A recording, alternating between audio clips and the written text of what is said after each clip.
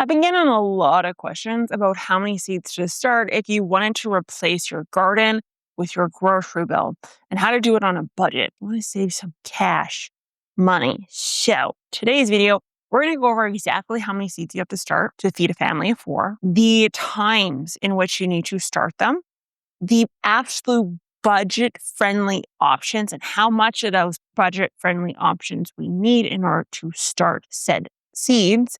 And then also everything you need to know if you are in a cooler climate to make this happen. Some rules of thumb, things like that. If you don't know who I am, hi, hello, my name's Ashley. The Bachelor of Science in Soil Science, but more applicable to this video is that I have been gardening since I was about 5 years old. And I've been replacing my grocery bill with garden produce for probably about 15-ish years now. So I feel like I have a couple years under my belt. I've screwed this up several times. So let's get into it. So I'm going to give you a list of vegetables that I kind of wrote out here. If you don't like any of these vegetables, do not grow said vegetables. If you, because it takes up space and money and time, and you don't want to waste any of those in this application. So just skip them and then find the alternative to that. But I feel like the ones I put in here are pretty universal in the sense that I think a lot of people will use these on a very regular basis. If we're talking about tomatoes or peppers, we're looking at somewhere between 8 to 12 plants for a family of 4. In the case of peppers, this may be less if you've got people who don't like a lot of spicy, but there are a lot of high producing sweeter peppers out there. For example, Hungarian wax pepper, if it's picked early enough, not very spicy at all. It's actually more of a sweet pepper. Now, here's the thing.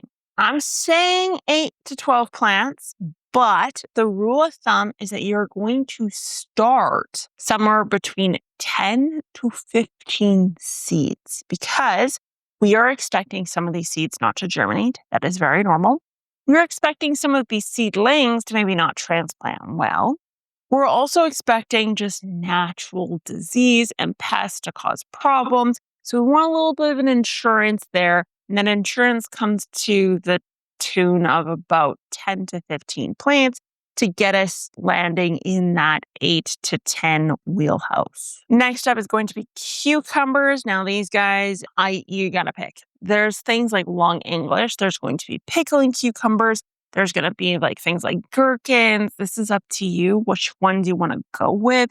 But I'm going to say somewhere between 6 to 8 plants, particularly if we're looking at canning and keeping things into the winter. To get that 6 to 8 plants, you're probably going to need around 8 to 12 seeds. And these guys, I actually wouldn't start indoors. I would consider sowing these direct outside.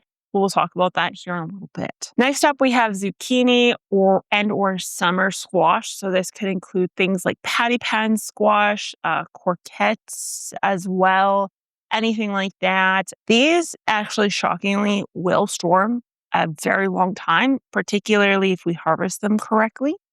We can freeze them. We can can them, we can eat them fresh, you name it. These are very prolific producers. So I'm going to say you only need somewhere between 2 to 4 of these plants. But if you are big on like zucchini soups and stir fries and that sort of thing, you may want to push this up into like the 4 to 6 range. They're very good at germinating. So I probably would only start somewhere between 6 to 8 seeds for these bad boys. And I would also sow these direct outdoors. Next up, we have lettuce, and more particularly, we have leafy lettuce. So this isn't head lettuce. That is a little bit more difficult to grow. So if we really want to ensure we're feeding our family of 4, we want to go with loose leaf lettuce. The number of plants is going to sound really extreme, but we actually want to land in that 20 to 30 plant world. That's a lot, I know, but you need it, trust me. And this means you need to start somewhere between 50 to 70 seeds because they do have a slightly lower germination rate in my experience. So we want to really load up. The good news is these seeds are incredibly inexpensive. So that's a good part. Next up, we have kale or chard. You could also do, spinach if you wanted. These ones you can eat fresh, obviously, but you could also freeze these and use them in things like pastas and stir fries later on. The number of plants is going to be somewhere between 8 to 12. If we're looking to feed ourselves throughout the winter, I would lean closer to that 12 mark. The number of seeds to start is going to be somewhere between 10 to 15 seeds. They have relatively good germination rates. They don't need a heat mat or anything like that. So I'm pretty comfortable giving you kind of those lower numbers. Next up, we have the champion of my freezer, canning room, and fresh eats beans. We're not talking about runners at all. We want those bush beans, the quality long string beans in particular. Now, this one, I say grow 40 to 60 plants. I say sow somewhere between 50 to 70 seeds, relatively okay germination rate, so I won't worry about that too much. And letterbuck. You want to harvest off of this sucker 2-3 times and get a really big haul because they pay off in long term. Peas, you want somewhere around 40 to 60 plants. You're going to need some infrastructure if you have a lot of mice or critters, or you have an area that's more prone to disease due to humidity and that sort of thing. You'll want some sort of trellis because mice and that will go and eat your peas if they're just on the ground. However, if this is your first year gardening, you could give them a shot, leave them on the ground, see what happens, but maybe don't sow as many. These seeds are incredibly inexpensive. Just a little bit of a tip and trick here. You can just run your way over into the dried bean area, and there's lots of peas that are dried out, and those are peas that you would just put in the ground, but they're marketed as eatable ones. Edible, eatable, eatable. I'm going to keep my IQ at eatable today. This one is in here because I think it's such a versatile group of plants.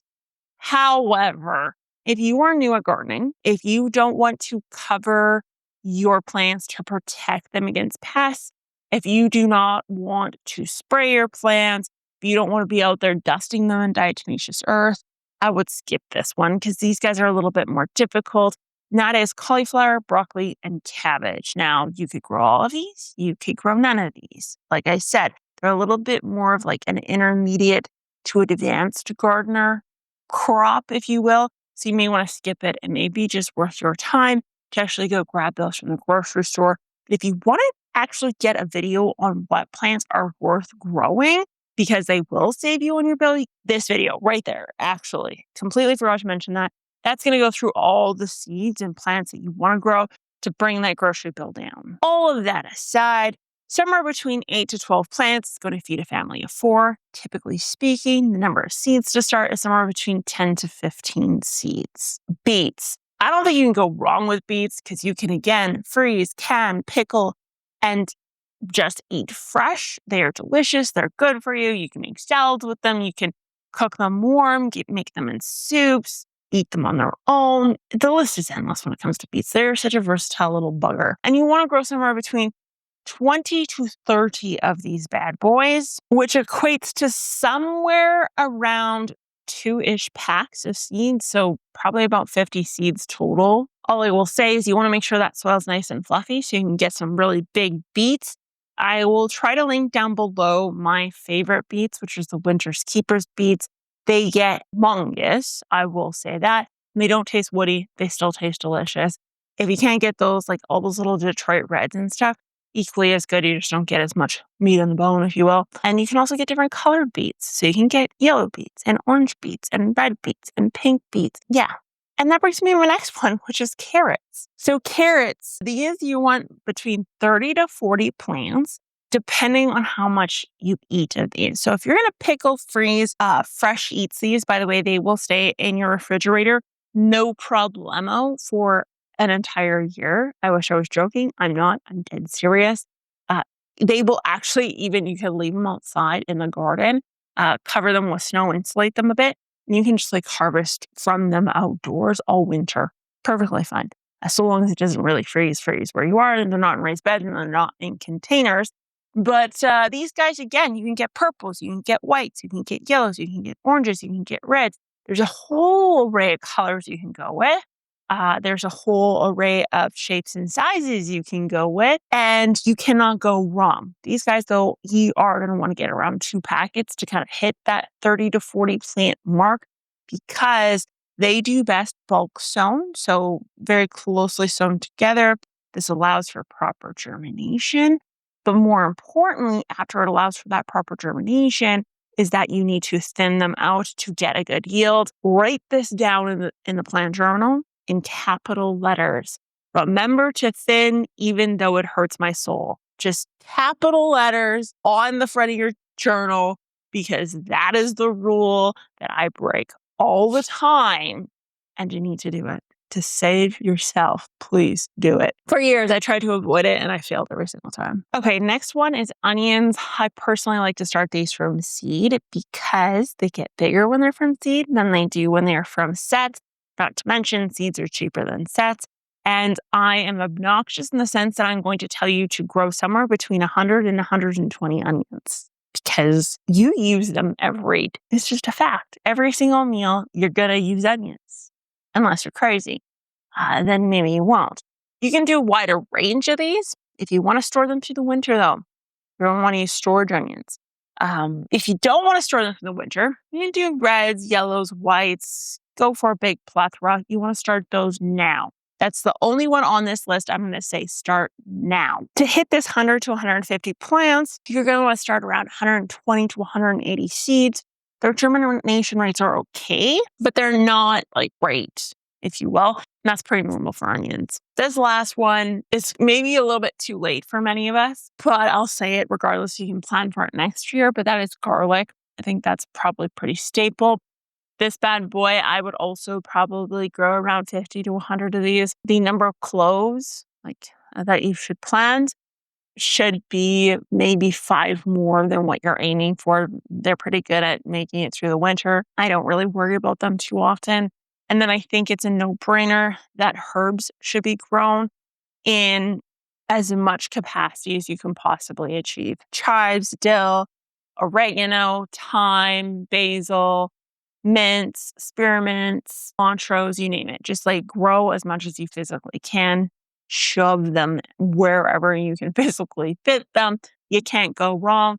I would personally grab, for a family of 4, somewhere around 2 to 3 packs of seeds per herb you want if you intend to overwinter them. If you just want a fresh eats, 1 pack will be good enough. So let's look at when to start these seeds. This rule is going to work for someone or any one of us in America, Canada, and in Europe, for that matter, that has our last frost date land somewhere between May and June. That means you're probably in somewhere between a zone 2 and a zone 6-ish, if you will. Let's talk about the ones that you want to start as soon as possible. And that would include things like peppers and eggplants and onions. I didn't include eggplants in my list of what you should grow because I think they're disgusting. That's just my thoughts and feelings on eggplants. So if you want them, I don't know how many you need for a family of 4.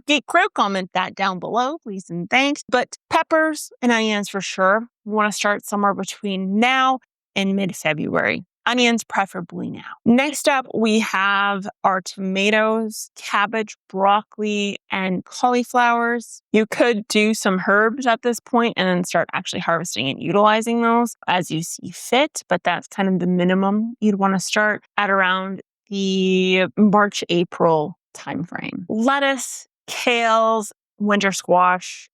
Actually, I forgot winter squash. If you're going to do winter squash, things like spaghetti, butternuts, acorns, that sort of thing, you only probably need 3 to 4 plants per squash that you desire because they are pretty prolific in production. And these guys, preferably, you'll start outdoors for all of these. But if you don't want to, technically, you can start them around 2 to 4 weeks before you would pop them outside. The best kind of rule of thumb when you're looking at all your seeds and what you want to grow is you want to think of what likes heat. So if you look at something and you're like, yeah, that seems like it would want heat, like a pepper or a tomato or an eggplant or an okra or whatever, those ones you start earlier. Anything that says winter squash or looks like your grandma grew it in the backyard prolifically.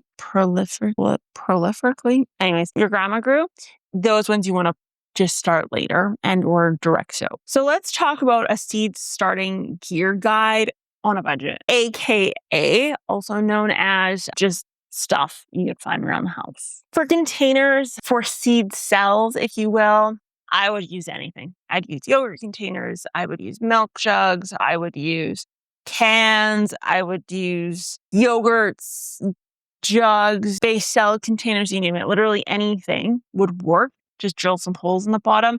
What I wouldn't use, or what I would heavily encourage you to think twice about, would be things like egg cartons or the DIY kind of newspaper cups. They will disintegrate and they will deteriorate.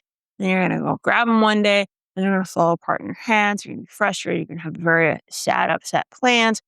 You don't want that. So go for something that's plastic. For seed starting mix, you could technically make your own, but I'm not going to tell you to do that because there's a risk there that I don't want you to risk. So what I would aim for is the Jiffy seed starting mix. It's a yellow bag. You didn't want to go with that. You could also go with a vermiculite, just a straight vermiculite. Keep in mind, if you are an underwaterer, vermiculite's not your answer. You want to go with that Jiffy mix. If you are an overwaterer or you want to bottom water, for example, I would go for that vermiculite. It's going to increase your germination rates. It's going to reduce the risk of root rot or excessive levels of water that can cause problems. You're going to get it. It's not going to look like soil. Simple as that, but it's going to do the trick. When it comes to labels, popsicle sticks, pieces of paper, tape, duct tape, write it directly on the container. Doesn't really matter. I don't use them anyways, and I record it every single year. For lighting, your cheapest is going to be to put it in the brightest possible window you own. However, there's a risk that you're going to end up with a leggier, sicker plant. So I would go for just a cheap, like $20, $30 light. And I cannot stress this enough.